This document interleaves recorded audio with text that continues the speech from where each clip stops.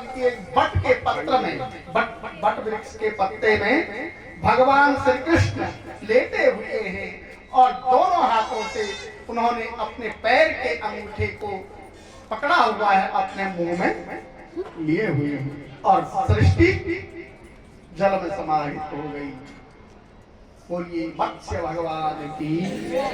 11वें समुद्र मंथन के समय कच्छप रूप धारण करके मंद्रांचल को कच्छप भगवान ने अपने पीठ पर धारण करके समुद्र मंथन किया था। बोलिए कच्छप भगवान की।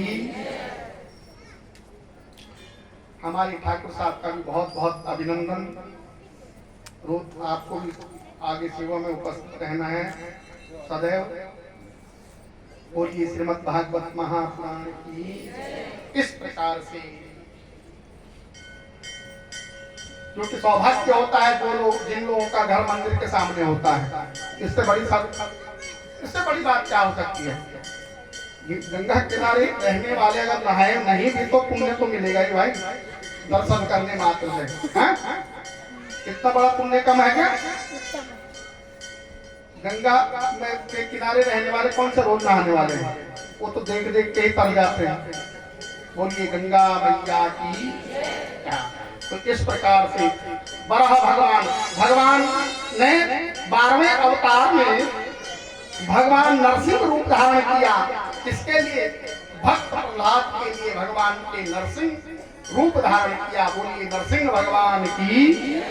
13वें में श्री हरि अवतार धारण करके सरोवर में गजेंद्र का ग्राह के प्राणों की रक्षा की थी, है ना।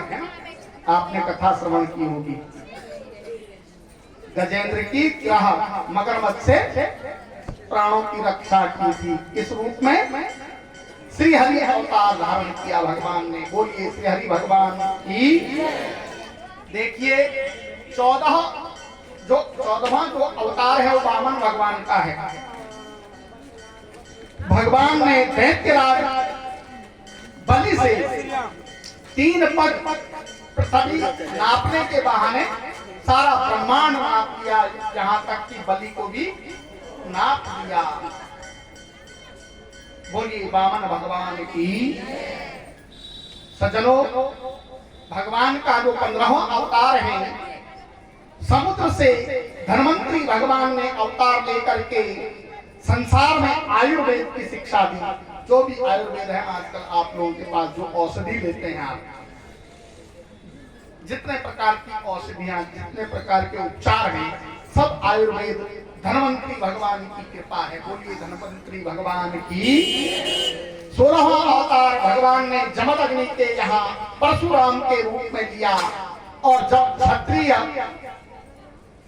कुगामी हो गए, कुमार्ग पे चलने लग गए, क्षत्रियों ने अपना धर्म भूल गए। जो क्षत्रिय लोग संत ब्राह्मण गौ की रक्षा करने का जो धर्म भूल गए, तो परशुराम जी ने 21 बार इन क्षत्रियों का नाश किया। बोलिए परशुराम भगवान की। भुजबल भूमि भूप बिन कीनी, विपुल बार महि देव।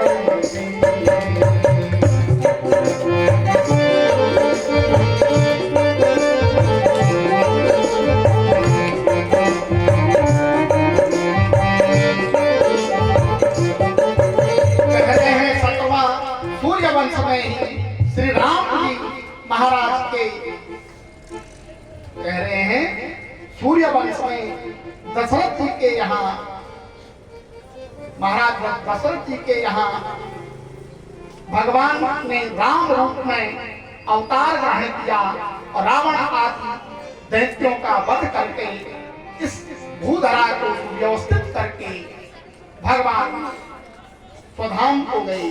बोलिए सियापति रामचंद्र भगवान की। देखिए 18वें में सत्यवती के गर्भ से भगवान वेद व्यास ने अवतार धारण किया और सब वेद को और उनकी शाखाओं के रूप का विभाजन किया भगवान ने। बोलिए वेद व्यास भगवान की। 19वां अवतार नारद जी और बलराम जी ने कह रहे हैं, हे नारद 19वां अवतार बलराम जी का है। बोलिए बलभद्र भगवान की। 20वां अवतार में मेरे कन्हैया का रूप आया। श्री कृष्ण के रूप में अवतार लेकर के देवों और प्राणियों की भगवान ने रक्षा की और इस धराधाम को सभी प्रकार के अत्याचारों से मुक्त करके भगवान स्वधाम को गए। बोलिए श्री कृष्ण भगवान की। सज्जनों 22वां अवतार मोहिनी अवतार का मोहिनी अवतार है भगवान का। समुद्र मंथन के समय जब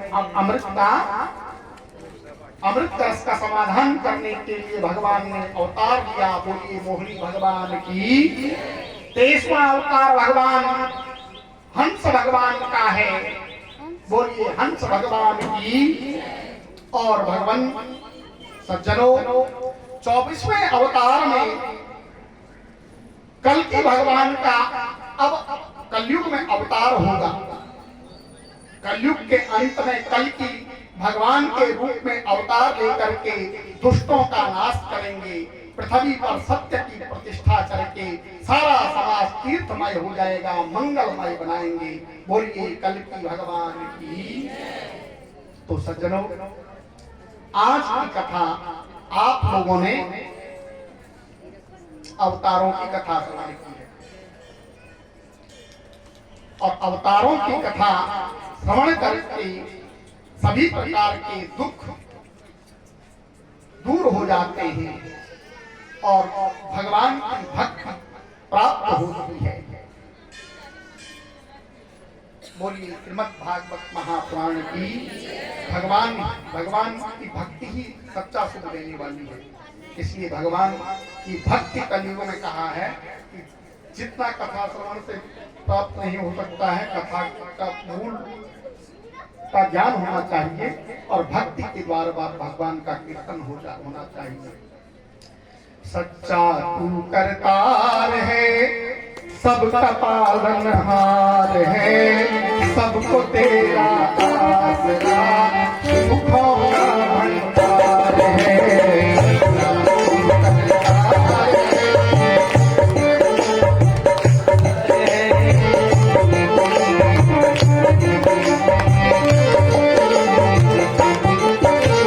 सच्चा तू करतार है, सबका पालनहार है, सबको तेरा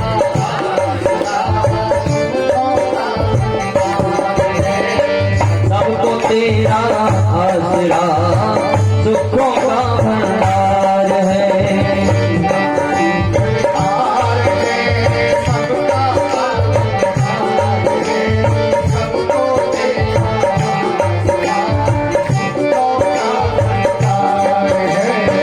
सबको तेरा आसरा, सुखों का भंडार है।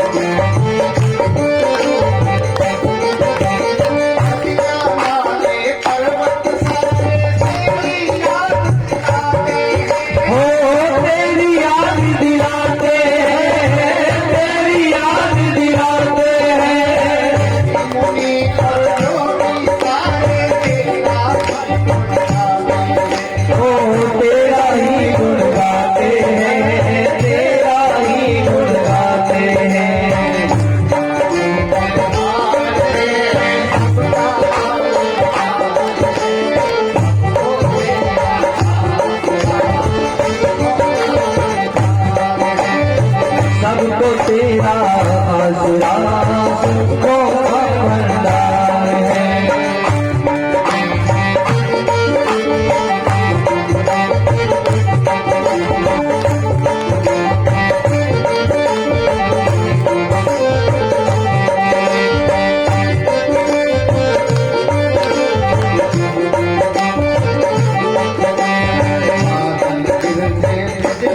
चमके छम छम बरसा छम छम बरसाती है, छम छम बरसाती है। बादल करके बिजली चमके छम छम बरसाती है। छम छम बरसाती